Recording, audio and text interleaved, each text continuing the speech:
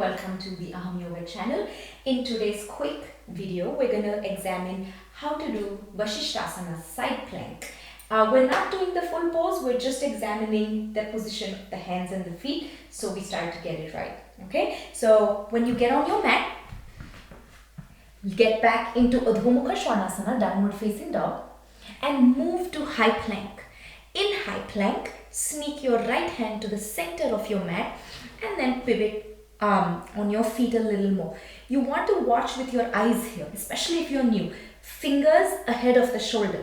The wrist, elbow and shoulder in a slight diagonal. Most often, people stack and then the whole arm shakes and there's too much load on the wrist. So you want to keep a slight diagonal in your arm and then you push away, you lift up. So you recruit the muscles under your shoulder blades.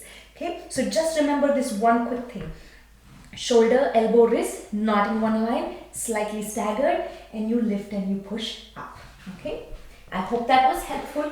So remember, not in line, a little ahead. And that creates a lovely right angle at your shoulders and will help you build more stability and get stronger.